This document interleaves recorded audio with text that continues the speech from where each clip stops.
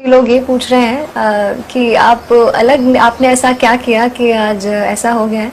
Let me tell you, कुछ बहुत अलग तो नहीं किया। जो सब के वीडियोस दिखा करती थी ऐसे ही आपकी तरह। और जो भी बेसिक पढ़ाई है, बेसिक बुक्स, थोड़ी आई थिंक थोड़ी सी चीज़ें हैं जो I would really like to share with you. मैं चाहती हूँ आपको थोड़े टिप्स दूँ, शायद आपको भी काम आ जाए। And I wish you all the very best. So strategy के बारे में बात करें या पढ़ाई शुरू करने के बारे में बात करें तो यूपीएससी का syllabus is the most important thing. कई बार आपने सुना होगा, सब कहते हैं सिलेबस आप रट लीजिए, याद कर लीजिए। तो ये चीज़ इसलिए ज़रूरी है कि जब आप सिलेबस को पढ़ लेते हैं, पता होता है कि 1, 2, 3, 4 पेपर्स में, प्रीलिम्स में क्या पूछा जाने वाला है और टॉपिक का नाम दिया होता है, तो आपको आइडिया हो जाता है। जब आप कोई और न्यूज़पेपर या बुक पढ़ते हैं तो आप उससे डिलिनिएट कर सकते हैं क्या चीज़ें इंपॉर्टेंट हैं और क्या चीज़ें अवॉइड की जाएं। तो सिलेबस की कॉपी ज़रूर अपने स्टडी टेबल पे रखें एंड डेली आप उसको देखते रहें। सिलेबस के अलावा मैं कहूँगी यूपीएससी के जो प्रीवियस ईयर क्वेश्चन पेपर्स हैं, वेदर इट इज़ प्रीलिम्स और मेंस, जो भी हैं, आप उनकी कॉपीज़ निकाल लीजिए। जब मैंने शुरू किया था पढ़ाई करना तो लास्ट 5 से 7 इयर्स के सारे पेपर्स मैंने प्रिंट करा के रख लिए थे। तो हर रोज़ जब पढ़ाई हो जाए तो रात को आधे घंटे के लिए सही क्वेश्चंस एक बार देख लें।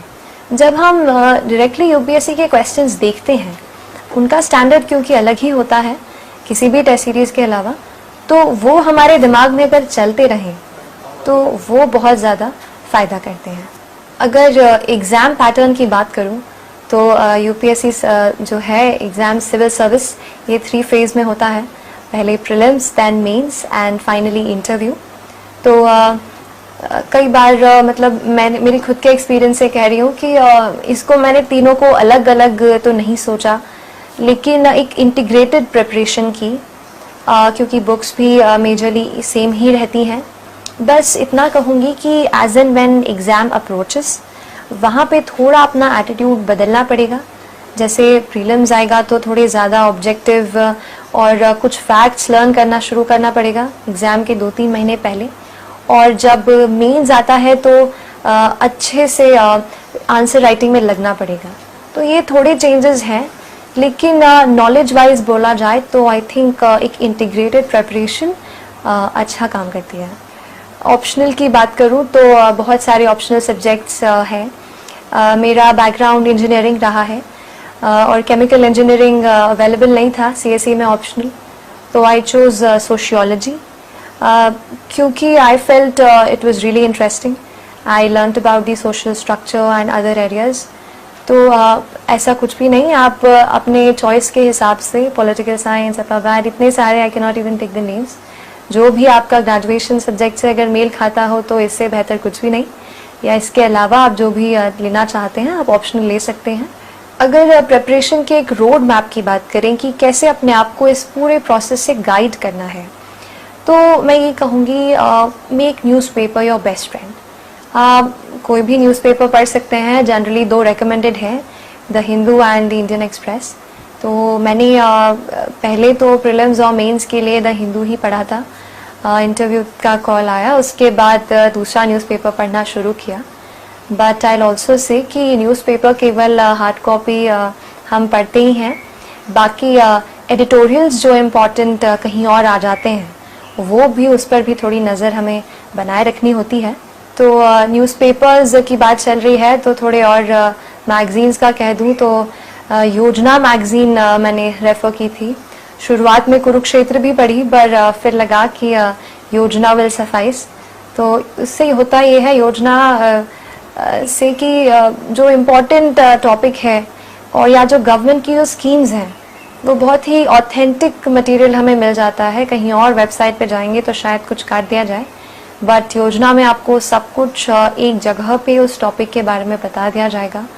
तो योजना को आप फॉलो करें। इसके अलावा कोई और मैगज़ीन तो नहीं मैंने ली थी। अगर करंट अफेयर्स की बात करूं तो ये कहूँगी कि न्यूज़पेपर तो हम पढ़ ही रहे हैं, इसके अलावा कुछ ऐसे सोर्सेज जो मैं बताना चाहूँगी करंट अफेयर्स पे ज़्यादा इसलिए फोकस कर रही हूँ क्योंकि मेरा प्रेपरेशन का एक, जैसे मैं 2 पिलर्स कहती हूँ, एक तो करंट अफेयर्स, दूसरा टेस्ट सीरीज। तो एक जो पिलर है करंट अफेयर्स, उसी से बेस होके आपकी बाकी की प्रिपरेशन बहुत हो जाती है। जैसे मान लीजिए, I will give you an example, आपने हिंदू पेपर पढ़ा, कहीं आपको लगा कि this animal is being poached somewhere and the authorities have caught the poachers, so either you can make a note of it that animal poaching has happened, या तो आप इसको थोड़ा और नेक्स्ट लेवल पे ले जाएं एंड थोड़ा क्यूरियस हो, note down the name of the animal, what is the IUCN status of that animal, कौन से नेशनल पार्क में है और वो कौन सा स्टेट है जिसकी नेशनल पार्क की हम बात कर रहे हैं। फिर पता कर लीजिए उस स्टेट में और कितने नेशनल पार्क्स हैं। तो वो एक छोटी सी न्यूज़ से आपका एनवायरनमेंट का सेक्शन थोड़ा सा आज उस दिन कवर हो जाएगा। ऐसा करंट अफेयर्स बेस्ड स्टडी कीजिए कि जो भी आपको एडिटोरियल भी मिल रहा है, मान लीजिए लास्ट ईयर थोड़ा साइमल्टेनियस इलेक्शन को लेकर के बहुत सारे आर्टिकल्स आए, तो साइमल्टेनियस इलेक्शन एक बार आपने पढ़ लिया, ठीक है, कोई कह रहा है बहुत अच्छी बात है, कोई कह रहा है नहीं, इतना नहीं है, पॉसिबल नहीं हो पाएगा, तो ज़्यादा से जैसे हम 3-4 उस पर आर्टिकल्स पढ़ लें, उसके बाद खुद की एक कॉपी बनाइए। मैंने ये किया कि एक अपना रजिस्टर बना लिया, जो भी एडिटोरियल्स मुझे लगते थे ये टॉपिक्स इम्पॉर्टेंट हैं और समझ आ जाता है, बार बार उस पर आर्टिकल्स आते हैं, तो वो एडिटोरियल का खुद मैं अपने हिसाब से उसको अपने कॉपी में नोट कर लिया करती थी। हाँ, इसको लेके थोड़ा रहता है कि क्या खुद की लैंग्वेज में लिखें या वही लैंग्वेज लिखें। तो इस पे एक टिप दूंगी कि अगर कोई लाइन आपको बहुत अच्छी लगती है, काफ़ी इम्पैक्टफुल लगती है, तो उसका वैसे के वैसे ही नोट करो। हमारा दिमाग ऐसा है, पढ़ते हम ये हैं, एग्जाम में लिखे कुछ और आते हैं। रिफाइंड रहती है लैंग्वेज, लेकिन वहाँ पे थोड़ी खराब हो जाती है। इसीलिए रिफाइंड चीज़ ही कॉपी में नोट करें, क्योंकि डेफिनेटली अगर आप उसको पढ़ेंगे, एग्जाम में लिखेंगे, तो थोड़ा बहुत चेंज आ ही जाएगा। आंसर राइटिंग की भी बात करूंगी, तब इसके बारे में थोड़ा और बताऊंगी। तो आई टॉक्ड अबाउट न्यूज़पेपर्स और ऑनलाइन। तो ऑनलाइन आती हूँ, थोड़ा सा PIB जो है उसका टच अच्छा है। PIB के ऑल सारे जो फीड है उसको सब्सक्राइब कर लीजिए, सारी मिनिस्ट्री की आपको नोटिफिकेशन मेल पे आती रहेंगी। ये एक बात है इसमें कि PIB में काफ़ी सारी न्यूज़ आती है, कुछ इम्पॉर्टेंट है, कुछ नहीं। अगर आपको स्टेटिस्टिक्स बताई जाएं, जैसे मान लीजिए आयुष्मान भारत स्कीम है, उसका बता रहे हैं कि इतने स्टेट्स ने ज्वाइन किया, ये सब, तो ये चीज़ें इम्पॉर्टेंट है। ये PIB आपको जल्द से जल्द और ऑथेंटिक मटेरियल देगा, लेकिन फिल्टर करने की भी ज़रूरत है। अगर कोई चीज़ आपको लगती है कि नहीं है, तो ये चीज़ जैसे मैं कह रही थी, सिलेबस और प्रीवियस ईयर पेपर्स ये आपको बताएंगे कि क्या आपको छोड़ना है, क्या नहीं। PIB के अलावा अगर ऑनलाइन सोर्स की बात करूं, तो Rajya Sabha TV comes as a very handy resource. Rajya Sabha TV का इसलिए नाम ले रही हूँ क्योंकि the big picture I have been, मतलब वो एक ऐसा था कि जो भी टॉपिक था, sir used to cover it really well. एक अनबायस्ड पर्सपेक्टिव मिल जाता है और दूसरे सोर्सेस के बजाय, और एक थोड़ा कॉम्प्रिहेंसिवली टच हो जाता है। वहाँ से RS TV से आप कोई टॉपिक पकड़ लें, मान लीजिए वो किसी के बारे में बात करें, फिर अगर आपको लगता है कि वो टॉपिक इम्पॉर्टेंट है, तो उसके बारे में आप और नेट पे पढ़ सकते हैं। UPSC के प्रीलिम्स के लास्ट ईयर के पेपर को देख के थोड़ा सा ये लगा कि डायनामिज्म ज़्यादा आ गया है, थोड़ा क्यूरियस होना पड़ेगा। तो कहीं जैसे इंडेक्स, जैसे लास्ट ईयर आया था कि रूल ऑफ लॉ इंडेक्स कहाँ पे किसका है, तो I could eliminate the rest of the options. भले ही मुझे वो उसका नहीं पता था, वर्ल्ड जस्टिस प्रोजेक्ट, लेकिन आई कुड एलिमिनेट। तो वो चीज़ पॉसिबल इसलिए हो पाई क्योंकि थोड़ा इंडेक्सेस का एक नोट बना के रख लिया था। जहाँ पे भी कोई इंडेक्स छपता था कि ये कहाँ इंडेक्स में इंडिया का इतना रैंकिंग है, उसको नोट कर लिया कॉपी में। तो even if you don't continuously revise, फिर भी आप नोट कर लेते हैं, एक बार देख लिया, नज़र से ऐसे डाल लिया, तो कहीं ना कहीं it will stick to your mind, और जहाँ उसकी ज़रूरत होती है वो आ जाता है दिमाग में। जैसा मैं आर्टिकल्स की बात कर रही थी न्यूज़पेपर्स में, तो केवल एक न्यूज़पेपर नहीं, मतलब एक न्यूज़पेपर तो पूरा पढ़ें, बट ये कहूँगी कि ऑनलाइन जैसे कुछ इम्पॉर्टेंट आर्टिकल्स, बहुत सारी वेबसाइट्स हैं जो डेली बेसिस पे आपको देती हैं, वो आर्टिकल बस आपने पढ़ लिए तो थोड़ा आइडिया हो जाएगा। जैसे इस एग्जाम के दो स्टेप्स हैं। वन थिंग कि आप नॉलेज गेन करते हैं, सेकेंड थिंग आप लिखते हैं एग्जाम में या पेपर अटेम्प्ट करते हैं। तो दोनों के लिए बराबर फोकस की ज़रूरत है।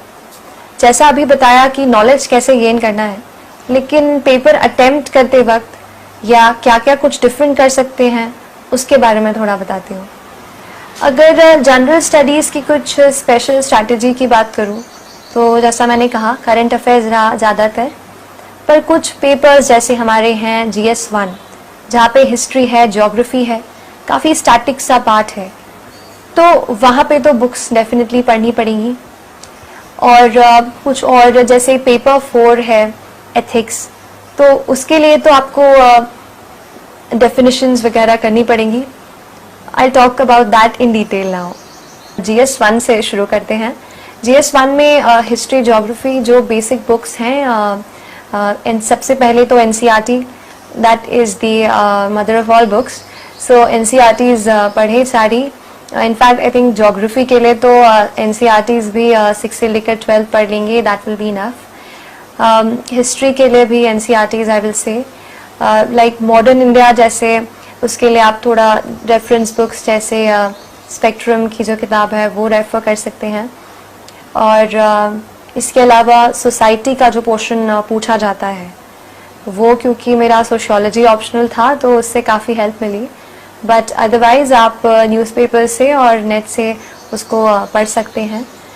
आई will come to the other part जो वो है अर्बनाइजेशन और इंडस्ट्रियलाइजेशन से, अर्बनाइजेशन स्पेशली से रिलेटेड जो टॉपिक्स हैं, that too are very dynamic. तो स्कीम्स को ट्रैक करते रहिए, जो भी नई स्कीम्स आ रही हैं, जैसे स्मार्ट सिटी था तो उसके क्या क्या सेगमेंट्स हैं वो थोड़े पढ़ लिए थे मैंने, वैसे ही उसके अराउंड स्टडी। मतलब एक छोटा सा ये है कि एक टॉपिक पकड़िए, उसको थोड़ा 360 साइड से कवर करके रख दीजिए।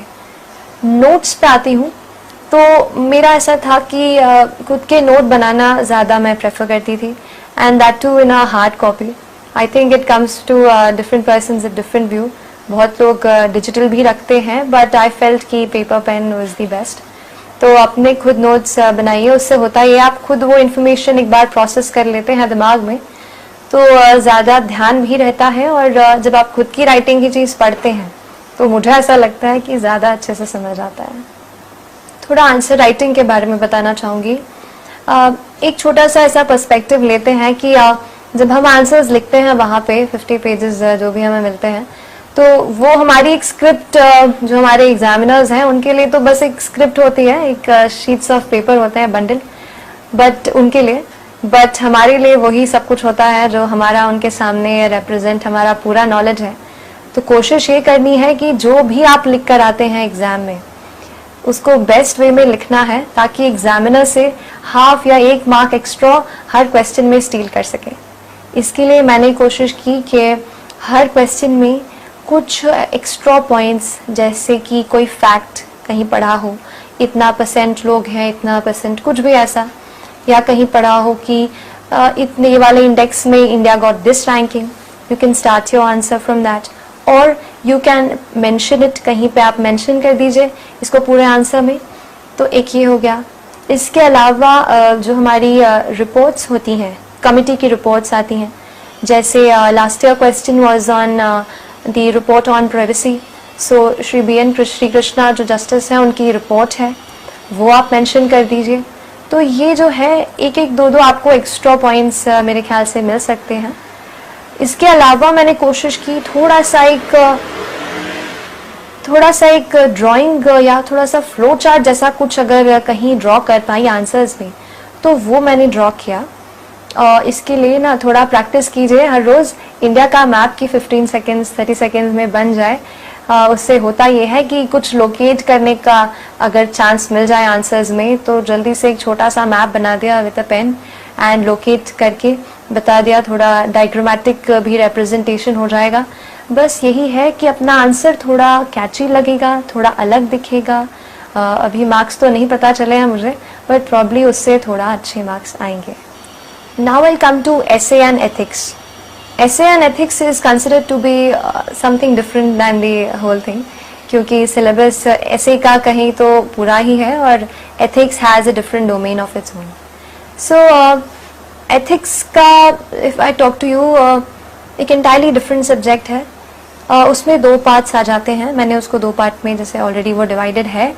एक आता है हमारा जो डेफिनेशनल पार्ट है, थोड़ा सा थ्योरेटिकल पार्ट है. इस बार भी बहुत सारे ऐसे कोटेशंस पूछे थे जिन पे कमेंट्स मतलब उन्होंने पूछा था डिस्क्राइब दिस, एनालाइज दिस, तो एक ये हो जाएगा.